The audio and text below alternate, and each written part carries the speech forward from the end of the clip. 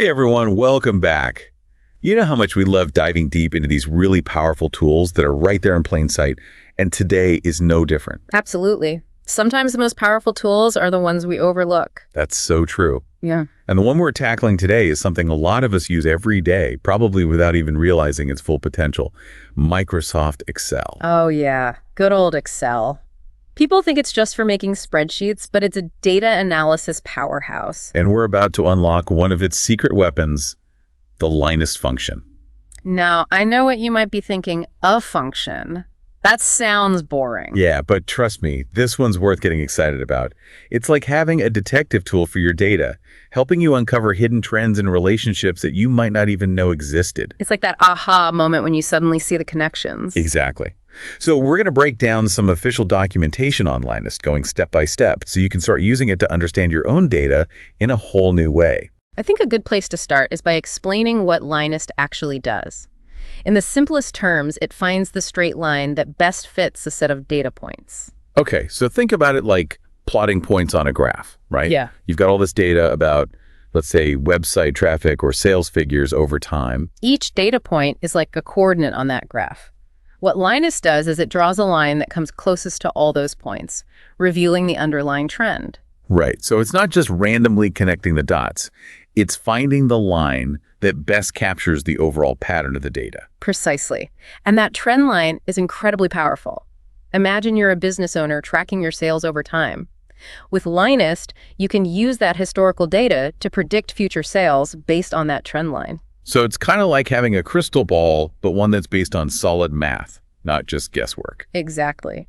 And it can be applied to all sorts of scenarios, not just business. Scientists use it to analyze experimental data. Financial analysts use it to forecast market trends. The possibilities are endless. It's really making me think about all the data I have in my life, like tracking my workouts or my sleep patterns. That's the beauty of it.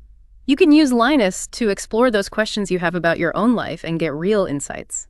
Okay, so let's get into the nitty-gritty of how to actually use LINEST. The formula itself isn't too complicated. You basically feed it two sets of data. Let's say you're trying to see if there's a connection between how much you exercise and how well you sleep. So one set of data would be your exercise hours, and the other would be your sleep quality score. Right. In the language of LINEST, we call those the known Y's and the known X's. The Y's are the values you're trying to predict or understand, like your sleep quality. And the X's are the values you think might be influencing them, like your exercise hours. So you plug those values into the LINEST formula, and Excel crunches the numbers and spits out a whole table of information. And that table, my friend, is where the real magic happens. It gives you a bunch of statistics that tell you all about the relationship between those two sets of data. Like what? Give me the highlights. Well, first off, you get the slope and the intercept of that trend line we talked about. These numbers define the equation of the line, telling you exactly how steep it is and where it crosses the axis. So if I remember my high school algebra, that equation can help you make predictions, right? Like, if I exercise for this many hours based on the trend line, I can expect my sleep quality to be around this level. Spot on. But that's just the beginning. One of the most important outputs is the coefficient of determination, or. Ooh, that sounds fancy. What's that all about? Think of R as a confidence score for your trend line. It tells you how closely those data points actually hug the line. The closer R is to 1, the stronger and more reliable the relationship between your two variables is. So if my R is close to 1 after I plug in my exercise and sleep data, I can be more confident that there's a real connection there, that it's not just random chance. Precisely. And a low value would suggest that those two things might not be as closely related as you initially thought. Wow, that's really powerful. And it makes me think about all the times I've tried to make decisions based on gut feelings or assumptions about my data. That's where LINEST can be a game changer. It takes us beyond those hunches and gives us concrete evidence to support or debunk our ideas. Okay, so let's say I've run my LINEST analysis and I've got a high toss value. I'm feeling pretty good about my conclusions, but are there any traps I should be aware of? Absolutely. While LINEST is a powerful tool, it's important to remember that correlation doesn't necessarily equal causation. Just because two things seem related doesn't mean one directly causes the other. There could be other factors at play that we haven't considered. Right, like maybe there's a third variable that's actually influencing both of the things we're looking at. Exactly. Or maybe it's just a coincidence. So it's important to use LINEST as a starting point for investigation, not as the final word. That's a great point. It's like LINEST gives us a clue, But it's up to us to do the detective work and figure out the why behind the trend. And another thing to keep in mind is that LINEST works best when we have a good understanding of the data we're feeding it.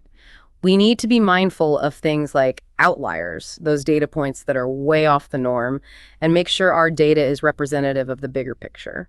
So it's not just a plug-and-play kind of thing. You need to understand the story your data is telling before you can really trust what LINEST reveals. Precisely. Data can be messy and complex, and sometimes the trends we see might not be linear at all. They might be curved or follow a completely different pattern. That's a great reminder that there's always more to explore.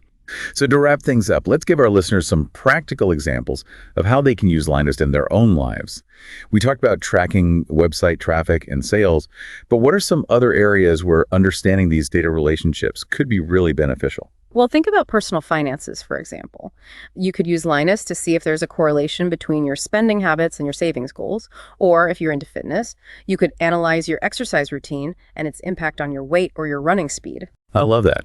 And I bet you could even use it to track your progress on learning a new skill, like how many hours of practice it takes to reach a certain level of proficiency. Exactly.